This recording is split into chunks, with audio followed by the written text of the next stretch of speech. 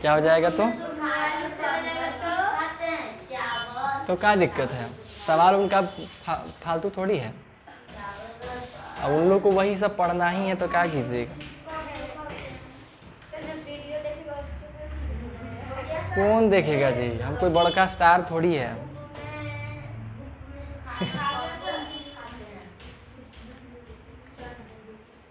दिखा गया ना? नहीं सर, हमने नहीं दिखाया है। तोमर वंश के बारे में पढ़े, कल हम लोग चौहान के बारे में भी पढ़ेंगे। बताइए, पूछेगा सवाल है? नहीं सर, बिल्कुल नहीं। मारिए ना सर। कितना बार हम बोल के बता दिए हैं, फिर भी पूछे के बात है। यही होता है ना, देखा आपने लापरवाही का। तो सर एक बार नहीं सुना, बहुत बार बोलेगा। इसमें दिक्कत क्या है? क्या जी? हाँ बिल्कुल ढीली लिखा हुआ। अब ढीला बोल नामों के कहानियों बता दिए कि ढीला था स्तंभ। अरे वो र था, ये वाला लाइनवा खींचे है ना, ई से मिट गया है, र है यहाँ पे।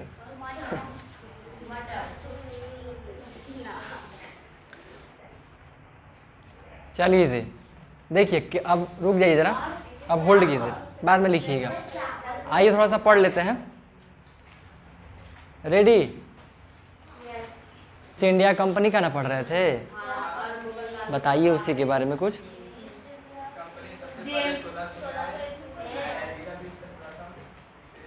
हाँ है ना, एलिजाबेथ प्रथम से चार्टर हासिल किया था। चार्टर का मतलब हाँ, व्यापार करने का अधिकार, है ना। एकाधिकार मतलब केवल उसी व्यक्ति के पास अधिकार होगा कि वो भारत में जाकर के व्यापार कर सकता है। भारत में ऐसा क्या था या किस किस चीज़ों का व्यापार हुआ करता था?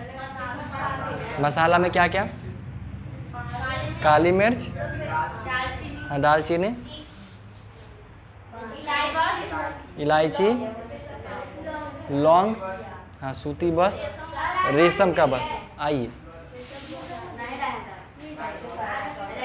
नायलॉन तो बाद में बना, मेन तौर पे 7 को सही बताइए, इतना ही लिखा भाई, वो हम किए थे 2 ही को कपड़ा, सूती का कपड़ा और रेशम का कपड़ा। नायलॉन बना तो खैर बाद में बनाया गया, डेवलप किया गया। आप भी पानी पीजिएगा, जाइए, ठीक है, अच्छे से। ठीक है ना। तो इन चीज़ों का भारत से व्यापार हुआ करता था, ठीक है। अंग्रेज लोग जो है वो व्यापार कर रहे थे। तो आपको 4 लोगों के बारे में बताया गया था जो भारत में व्यापार करने आए थे। चारों का नाम बताइए जरा सा। 4 कंपनी, 4 देशों का नाम था जो लोग आया था भारत से व्यापार करने के लिए। हाँ बहुत अच्छा, पुर्तगाल, डच, फ्रांसीसी, हाँ ठीक है, ब्रिटिशर्स लोग इंग्लैंड से ही तो आए थे, है ना। ये 4 लोग, क्लियर हुआ मामला। यानी कि 4 देश से लोग भारत में व्यापार करने की इच्छा से आए थे, ठीक है। थोड़ा दिखाइए,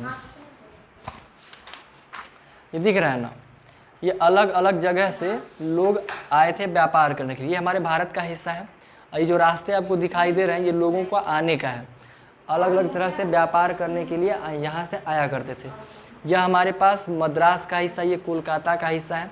लोग अलग अलग तरीके से व्यापार करते थे। यहीं पे हमारा पुर्तगाल का हिस्सा है, इसी को केप ऑफ गुड होप कहते हैं, जहाँ पे पहला बार आपका कौन, वास्को डी गामा 1498 में, है ना, भारत का समुद्री मार्ग की खोज करते हुए वहाँ पे पहुँचा था, ठीक है।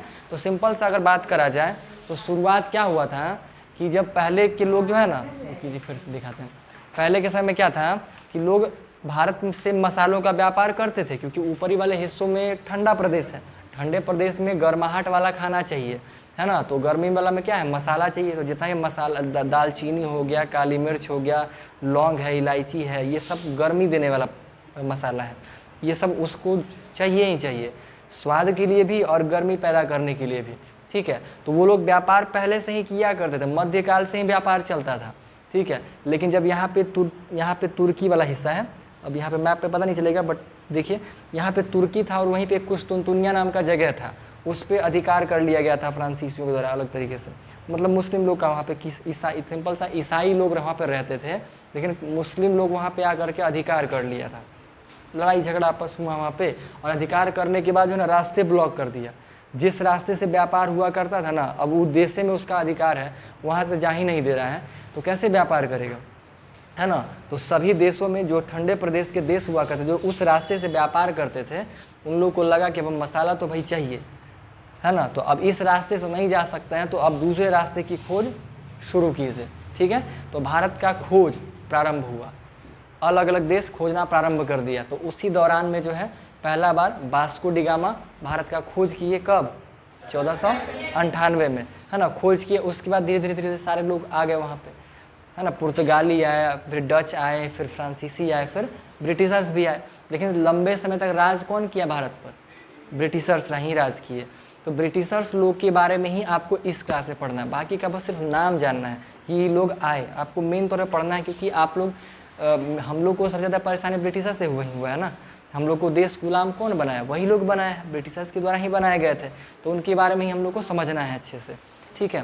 तो ये लोग हुआ। अब समझिए, आप लोग पढ़े किसके बारे में कि 1600 में ये लोग आया था व्यापार करने की इच्छा से, एलिजाबेथ भेजी थी, भारत का खोज हो गया, व्यापार शुरू हो गया। लगभग 1498 में भारत का खोज हो गया, और 1600 में एलिजाबेथ के द्वारा भेजा गया भारत में जा करके व्यापार कीजिए। और कौन सा कंपनी स्थापित किया गया भारत में, ईस्ट इंडिया कंपनी।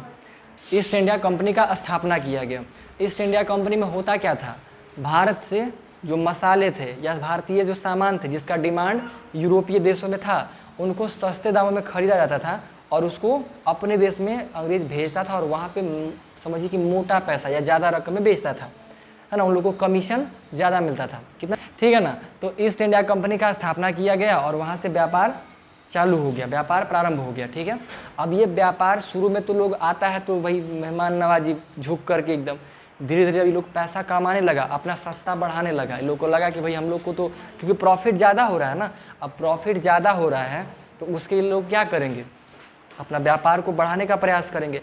अब व्यापार अगर बढ़ाना है तो उसके पास रॉ मटेरियल ज़्यादा चाहिए, सामान ज़्यादा चाहिए, सामान ज़्यादा के लिए उसको ज़्यादा खरीदना पड़ेगा। आइए, तो लोग जो है ना, अंग्रेज़ लोग जो है ज़्यादा से ज़्यादा सामान खरीदने लगे, साथ ही गांव को भी लेना प्रारंभ कर दिया। यानी अपने अंडर में गांव को भी, एक गांव, 2 गांव, 3 गांव, इस प्रकार से गांव को लेना प्रारंभ किया, ताकि अब गांव उसके अंडर में होगा तो उस गांव का सारा चीज़ उसी को ना बेचा जाएगा। गांव को क्यों लेने लगा, क्योंकि उस वक्त और भी कंपनियां लोग आना प्रारंभ कर दिया, है ना। डच भी आने लगा, फ्रांसीसी भी आने लगा, अलग अलग देश के लोग आने लगे, तो उसका कंपटीशन बढ़ना जाएगा, है कि नहीं। वो लोग भी आना शुरू हो जाएगा, बढ़ जाएगा। तो वो लोग क्या करे, क्या सोचने लगा कि अपना क्या करते हैं, अपना पर्सनल क्षेत्र का विस्तार करते हैं, क्षेत्र अपने खरीद लेंगे। तो कैसे होगा, जैसे मान लीजिए कि ये कोई, मान लीजिए अगर आपको सेब खरीदना है, एक गांव है, गांव में सेब बहुत ज़्यादा उगता है, ठीक है। और इस हिस्से में सेब ज़्यादा उगता है, इधर भी उगता है सेब का, इधर भी जगह जगह सेब बहुत उगता है, या मान लीजिए सेब का बागान है, ये बगीचा है।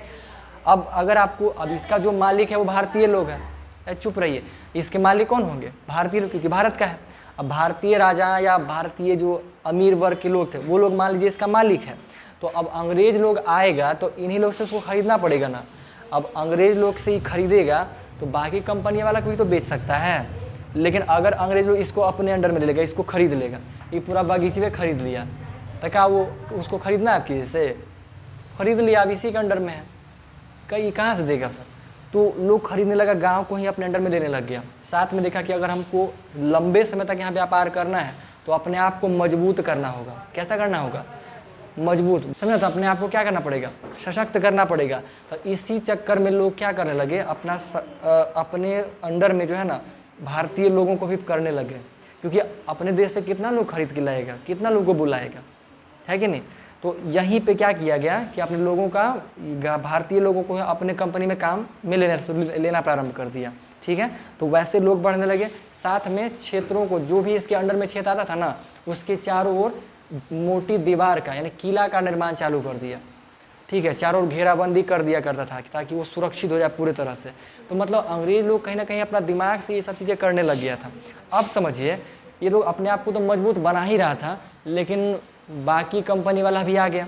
अब सारे लोग जब कंपनी वाला आ गया तो आने के बाद कंपटीशन शुरू हो गया वहाँ पे, ठीक है, क्योंकि सामान जो है सो है ही भारत में, खरीदार एक से ज़्यादा है, अब अगर बोली लगा रहा है तो अगर मान लीजिए कोई कम 100 रुपया किलो खरीद रहा है तो कह रहा है कि हम 110 में खरीदेंगे, है ना। डच लोग मान लीजिए, एग्जैक्ट नहीं बोल रहे हैं, बस समझना है, अगर मान लीजिए अंग्रेज लोग खरीद रहा है 100 रुपये किलो, है ना, लौंग इलायची मान लीजिए 100 रुपये किलो खरीद रहा है, अब वो कह रहा है कि हम 110 में खरीदेंगे, तो उसको ना बेचेगा, है कि नहीं। अब वो कह रहा है 110 में ले रहा है तो ठीक है हम 120 देंगे। तो इससे क्या होगा कि कंपटीशन बढ़ने लगा, भारतीय सामानों का दाम बढ़ने लग गया। पहले जो सस्ता में मिल रहा था 100 रुपये में मिल रहा था, अब मिल रहा है 200 में, है ना। ठीक है, तो अब जब महंगा में खरीदना पड़ रहा है, अब बिक उतने दाम में रहा है, तो ये लोगों को घाटा पड़ेगा कि नहीं पड़ेगा। जैसे मान लीजिए भारत में कोई चीज़ 100 रुपये का खरीदता था और जा करके इसको 500 में बेचता था, ठीक है, 100 में खरीदा था 500 में बेचता था, तो उसको 400 रुपये का प्रॉफिट हुआ करता था। अब इसको खरीदना मान लीजिए पड़ रहा है 300 में, अब तो प्रॉफिट कितना का होगा, 200 का ना होगा, 200 का ना प्रॉफिट होगा। या तो फिर दाम बढ़ाएगा तो कितना, सबको खरीदेगा नहीं, फिर इसका बिक्री कम जाएगा, है कि नहीं। जब मान लीजिए हम लोग टमाटर अभी सस्ता मिलता है तो खरीद रहे थे, देखिए एक समय था जब टमाटर महंगा हो गया था तो सब टमाटर खा रहे थे नहीं, सामान डिमांड, अब दामें बढ़ जाएगा तो सब कहाँ से खाएगा, अपना अब आदमी जीवन देखेगा कि टमाटर खाएगा, है ना। वही चीज़ है, क्योंकि अब लोग रह रहे थे तो लोगों का क्या हुआ ना कि मुनाफा में कमी हो गया, ठीक है। दाम जब बढ़ा ना तो मुनाफा में क्या हो गया, कमी आ गया। दाम बढ़ा, मुनाफा में कमी आ गया। अब इसके बाद क्या हुआ, अंग्रेज लोग के में आपस में ही मतभेद चालू हो गए, क्योंकि लोग आपस में ही ईर्ष्या करने लगे। वो आया तो उसकी वजह से इसका दाम बढ़ गया है, तो मुनाफा में कमी आने लगा। अब इसको अब भारत में व्यापार कर रहा है, उतना मेहनत कर रहा है मुनाफे कमाने के लिए ना, है कि नहीं। तो अब उसको पैसा का इनकम नहीं होगा तो फिर व्यापार करने का क्या लाभ। तो इसकी वजह से क्या हुआ कि उन लोग में आपस में ही युद्ध प्रारंभ हो गया, आपस में क्या हो गया, लड़ाई प्रारंभ हो गया।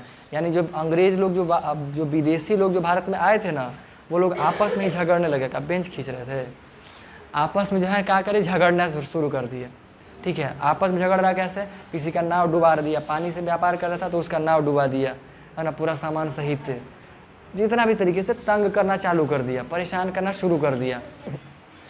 चलिए, तो आपस में झगड़ना चालू कर दिए, तो बाकी के जो 3 लोग थे ना, वो समय के हिसाब से निकल लिए। किन्हीं को अलग जगह मिल गया, भारत जैसा ही जगह मिल गया तो वो लोग वहाँ निकल लिए, कुछ लोग कमज़ोरी के कारण अपने हिसाब से चल गए। तो लेकिन मेन तौर पे बचा ब्रिटिशर्स, लंबे समय तक राज किया, ठीक है। जब वो लोग भारत में रहा ना, तो वो लोग का जो जिक्र है कि जब वो लोग गांव खरीदा था, गांव में 3 गांव खरीदा था, एक जिक्र था ना कि 3 गांव खरीदा, 3 में से एक गांव कौन सा था, है ना, कालीकाता। तो पुरनका नाम क्या था, कालीकाता, फिर कालीकाता क्या बन गया, कलकत्ता, और आज क्या बोलते हैं, कोलकाता। तो इस शहर को खरीदा गया, बंगाल राज्य का कोलकाता को खरीद लिया गया। 3 गांव को खरीदा था, 3 में से सबसे मेन और प्रमुख कौन सा था, कोलकाता, बंगाल के अंतर्गत में अंग्रेजों के द्वारा खरीद लिया गया। व्यापार चलने लगा, व्यापार करने लगे, समय बीतने लगा, व्यापार कर रहे थे। फिर क्या हुआ कि जो उसके जो अंग्रेज लोग का जो कंपनी था, वो लोग जो है ना, जो जैसे व्यापार कर रहा है तो व्यापार करने के लिए उन लोग को रेंट की तरह शुल्क देना पड़ता था, है ना, नजराना कहिए, शुल्क कहिए। अब हम जैसे इस घर में पढ़ाया जा रहा है तो इस रूम का रेंट जो मालिक है उसको देना पड़ेगा ना, क्योंकि ज़मीन उसका है नहीं। तो अंग्रेज़ लोग भारत में आकर के व्यापार कर रहा है, तो उस क्षेत्र के जो राजा थे, तो बंगाल के जो राजा हुआ करते थे उसको हम लोग नवाब कहते थे। क्या बोलेंगे, नवाब। बंगाल का जो राजा होगा उसको क्या बोलेंगे, नवाब। तो 3 बंगालों का नवाबों का नाम था, जरा नाम बताइए।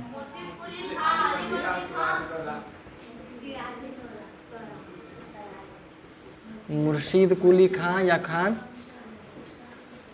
और कौन था, अलीवर्दी खां,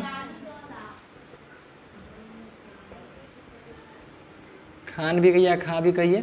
फिर आपका है सिराजुद्दौला, ठीक है। तो 3 प्रमुख नवाब, इसके पहले और भी नवाब बने हैं, लेकिन ये 3 प्रमुख नवाब थे, ठीक है, 3 प्रमुख नवाब थे। तो उस समय इस समय जब जो झगड़ा शुरू हुआ था, सबसे पहले मुर्शीद कुली खां नवाब वहाँ पे बने हुए थे। तो मुर्शीद कुली खां जो है वहाँ पे नवाब बने हुए थे बंगाल के, और अंग्रेज लोग व्यापार कर रहा था बंगाल में। बंगाल के नवाब कौन थे, मुर्शीद कुली खां, और व्यापार अंग्रेज लोग कर रहा था। उस समय मुगल शासक कौन था, मुगल शासक कौन था उस वक्त? औरंगजेब था ना, वही ना माफ़ किया था शुल्क। तो औरंगजेब उसका मालिक था। तो वो लोग जो है ना, अंग्रेज लोग बहुत चाटुकारिता करता था ना, महाराज महाराज गिफ्ट दे करके एक से एक अपने देश का गिफ्ट लेके आता था, कॉफ़ी पिलाया, टमाटर वमाटर जो लोग ले करके आया, एक से एक चीज़ ला करके अपने देश का ला करके एकदम करेगा। जैसे मान लीजिए आपके घर में अमेरिका का कोई आदमी आ जाए, है ना, अमेरिका का आदमी आएगा, और तो आप लोग उसके मतलब उसको अच्छा समझिएगा ना। अमेरिका का कोई व्यक्ति आके आपको इज्जत दे रहा है तो आप उसको कहिएगा ना।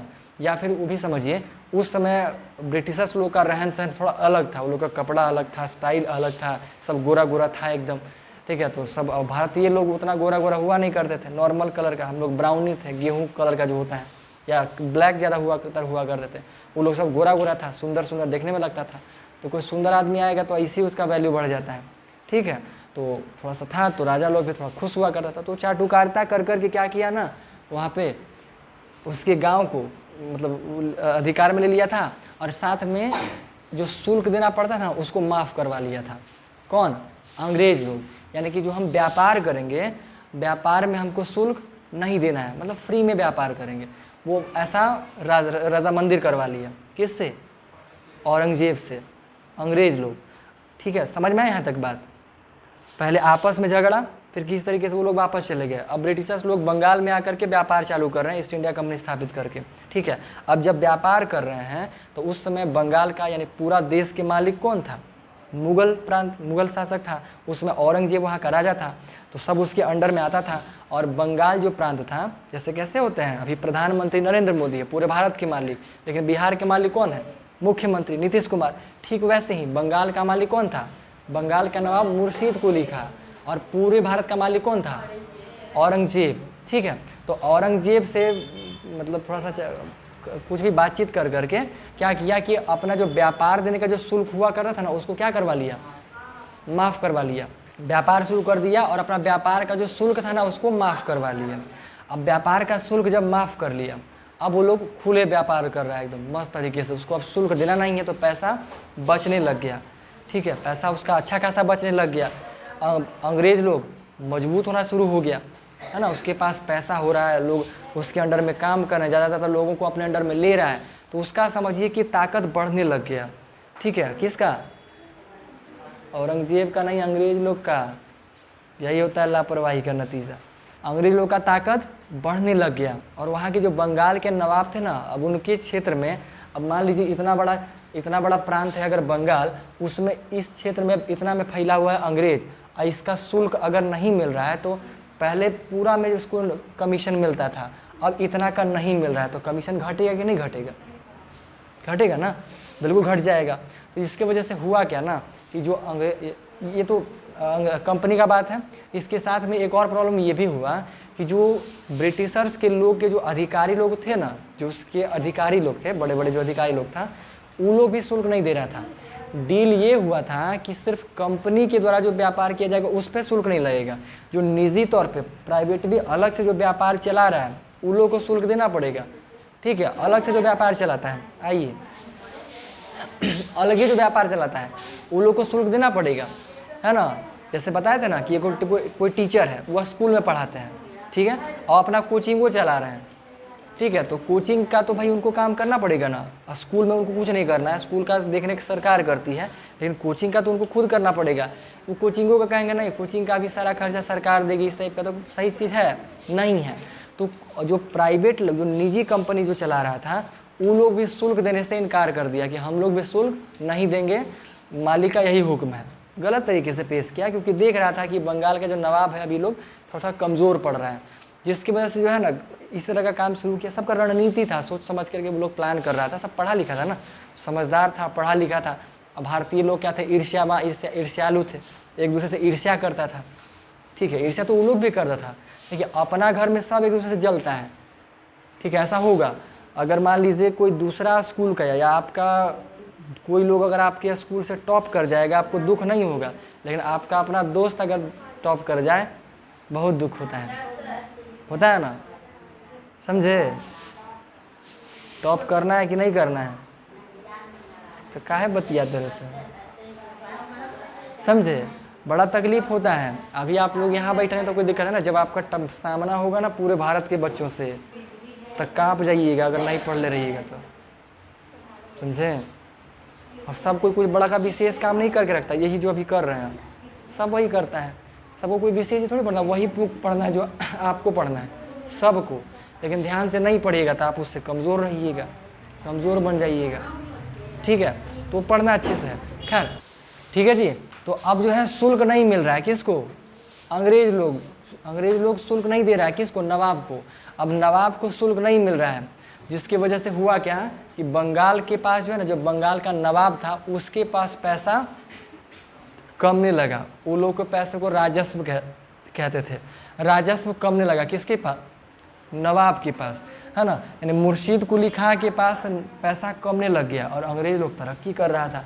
तो मुर्शीद कुली खां को समझ में आ गया कि अगर यही चलता रहा तो फिर एक समय ऐसा आएगा कि हमारा अस्तित्व खत्म हो जाएगा, हम लोग कमज़ोर रहेंगे, ये लोग ताकतवर हो जाएगा, हमारे ही देश में हम लोग को परास्त कर देगा फिर। तो इसके लिए क्या किए, मुर्शीद कुली खां विद्रोह किए, है ना, विद्रोह किए। दोनों में झगड़ा चालू हुआ, लड़ाई प्रारंभ हो गया, ठीक है, लड़ाई चालू हुआ। उसी से आपको हम यहाँ पे बताएं, व्यापार से युद्ध तक, ये पूरा का पूरा स्टेटमेंट वही लिखा हुआ है। इसमें क्या लिखा हुआ है, कंपनी और बंगाल के नवाबों के बीच टकराव बढ़ गया, झगड़ना चालू कर दिया। उसके बाद औरंगजेब की मृत्यु के बाद बंगाल का नवाब अपनी शक्ति दिखाने लगे। अब औरंगजेब अगर मरने के बाद, कब हुआ था औरंगजेब की मृत्यु 1707 में। आप लोगों का क्या समस्या था, उन लोगों का कहना था कि अब हम लोग रियायत नहीं देंगे, मतलब अगर यहाँ व्यापार करना है तो टैक्स देना पड़ेगा, है ना। जो छूट मिला हुआ है जो औरंगजेब दिए थे अब वो नहीं चलेगा, यहाँ व्यापार करना है तो अब टैक्स देना पड़ेगा, क्योंकि उसको मालूम था ना कि भाई पैसा चाहिए, राजस्व चाहिए, तो व्यापार देना चालू कर दिया, ठीक है। साथ में ये लोग जो है ना थोड़ा सा क्या करता था कि ज़बरदस्ती डरा उरा करके सस्ते दाम में सामान खरीद लिया करता था। तो उन चीज़ों का ही विरोध करने के लिए, मतलब अलग अलग तरीके से ये लोग विरोध किया। कौन लोग, नवाब लोग, अंग्रेज लोग का। फिर अंग्रेज लोग वो करना चाहता नहीं था, वो लोग नहीं चाहता था कि हम टैक्स दें, ये लोग टैक्स, इससे टैक्स देना था, ये टैक्स नहीं देना चाहता था, जिसकी वजह से दोनों में क्या हुआ, मतभेद चालू हो गया, झगड़ा चालू हो गया, ठीक है। और यह झगड़ा कई दिनों तक, कई लंबे समय तक चलते रहा। कभी इसको नुकसान पहुंचाया जा रहा है, कभी रोका जा रहा है, कई बार अंग्रेज लोग को हराया भी गया है। बीच में ऐसा हुआ है कि अंग्रेज लोग को प्रॉब्लम किया भी किया है हमारे भारत हिंदू राजाओं के द्वारा, बट हर वक्त हमेशा नहीं चला, मतलब ताकत में तो हम लोग ज़्यादा थे ना उसके पास। तो फिर क्या किया था, अंग्रेज लोग जो है ना थोड़ा सा कूटनीति का प्रयोग किया था, बताते हैं अभी। अब देखिए, जब ये टकराव आपस में बढ़ गया इन दोनों में, तो यही टकराव की वजह से प्लासी का युद्ध हुआ, एक युद्ध हुआ, ठीक है। अंग्रेजों के साथ और भारतीय यानी बंगाल के नवाबों के बीच एक युद्ध लड़ा गया। उस युद्ध का नाम क्या है, प्लासी का युद्ध, बैटल ऑफ प्लासी, ठीक है। तो इसी को थोड़ा सा समझिए हम लोग, प्लासी का युद्ध क्या है। तो बैटल ऑफ प्लासी को हम लोग समझेंगे, जरा सा जल्दी बताइए, बैटल ऑफ प्लासी किसके किसके बीच लड़ा गया था। बहुत अच्छे, कब लड़ा गया था,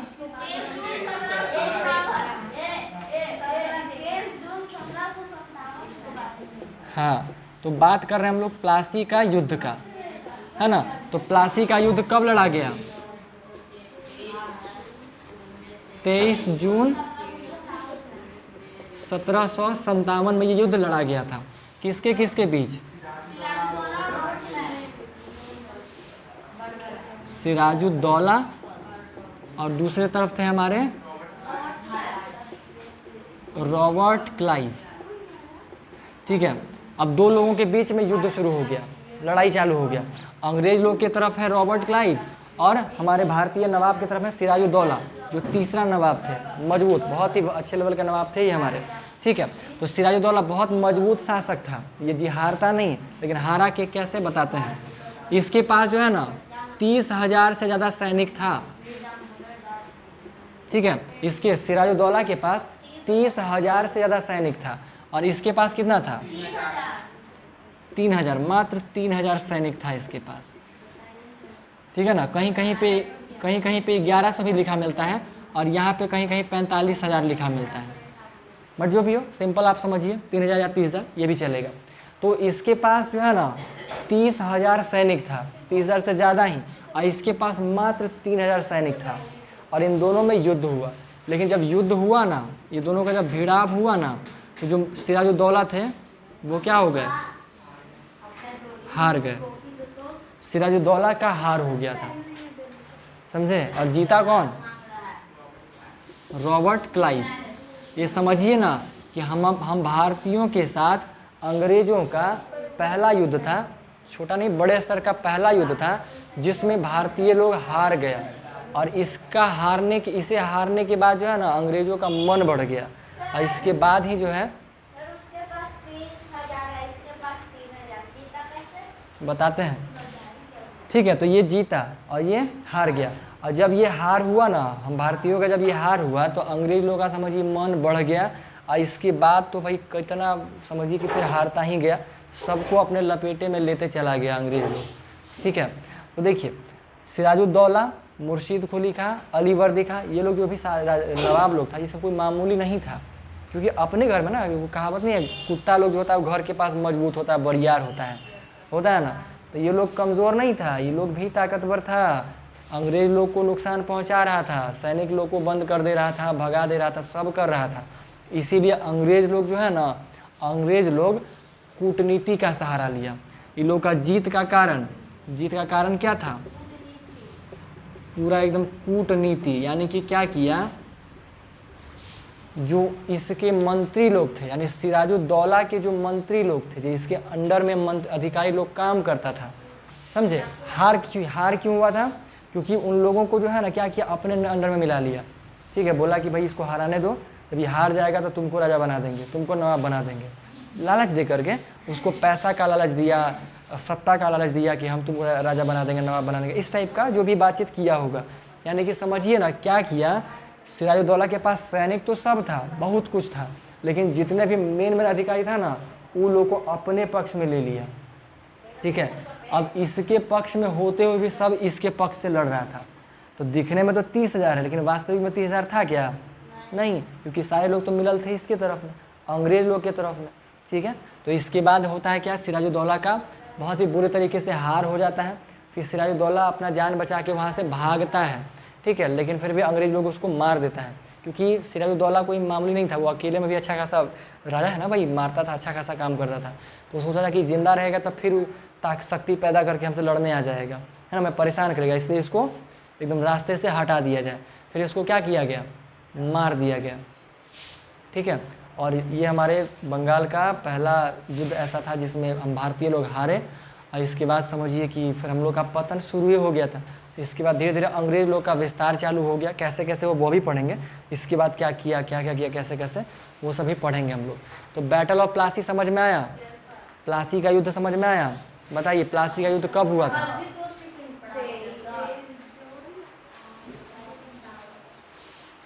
कब हुआ था जी। घर देखिए, आप लोग घर के चक्कर में मत रहा कीजिएगा, हम बार बार कहते हैं, अभी के अभी है, चुप रहिए ना जी, नहीं करना है, कल छुट्टी है, कल ठीक है, छुट्टी, ठीक है, नहीं छुट्टी। क्या था, 1757 में लड़ा गया था, किसके बीच, सिराजुद्दौला कौन था, बंगाल का नवाब, बंगाल का नवाब था। अंग्रेज की तरफ से कौन लड़ रहा था, रॉबर्ट क्लाइव, है ना। अंग्रेजों का कमांडर कौन था, रॉबर्ट क्लाइव। इस जीत का कारण क्या था, हाँ, गद्दारी। इन्हीं का जो सैनिक लोग था ना, इन्हीं का गद्दारी, लोग गद्दारी कर दिया, हाँ, सेनापति लोग गद्दारी किया, जिसकी वजह से हार गया, ठीक है। कोई दिक्कत, कोई सवाल। तो अब हम लोग मिलेंगे कब, सोमवार को।